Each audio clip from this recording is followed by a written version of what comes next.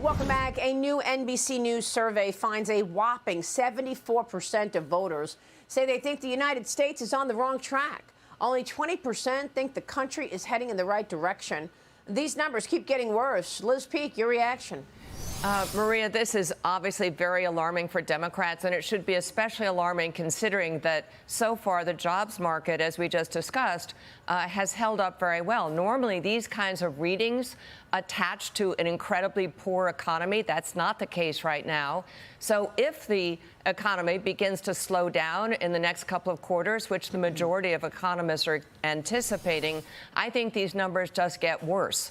But let's also agree that the polling on abortion policy is still very negative for Republicans. So this is not going to be a slam dunk 2024 election. Just as the midterms turned out disappointing, I think Republicans have to steel themselves that this is not going to be easy.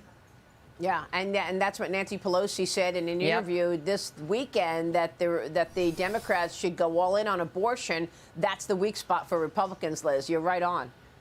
Yeah, I mean, and I think Republicans have to have a message on this. The candidate that we run has to have a message that is inclusive and that basically allows women across the country to vote for Republican. This is a very big deal.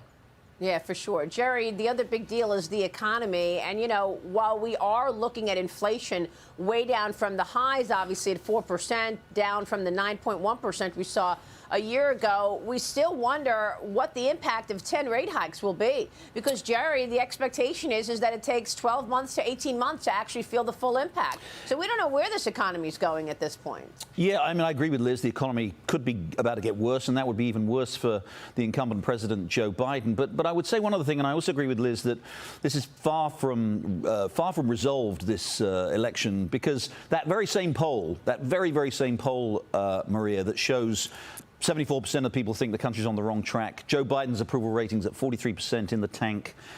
Show all those negative numbers for Joe Biden.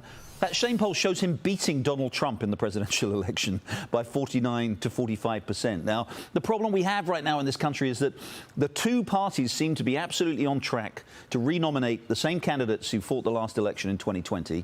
And the majority of people in this country want somebody else. That same poll shows that 60% people think that Joe Biden is not fit to be president, and they have real concerns about Joe Biden being re-elected president. 58% have real concerns about Donald Trump being president again.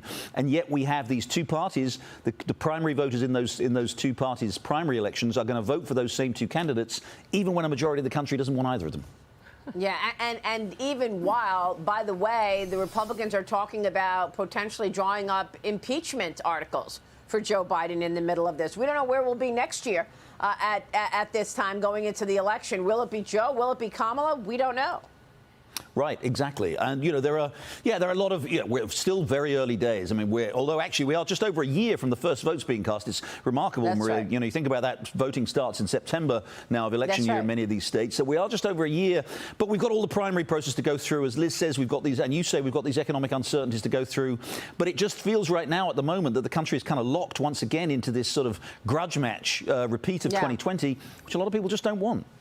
It's amazing, Liz. Yeah, well, I mean, that's why No Labels, this group that's talking about fielding a centrist slate, actually has some traction. That's why Democrats are attacking them so viciously, because actually there is an appetite for a change here. And I think the entire country is saying, wait a minute, we're not going to do this again. But yeah, we might be about to do this again. I don't think people are very happy about that. Yeah, we might be doing this again. And we are also seeing competition on the Democrat side.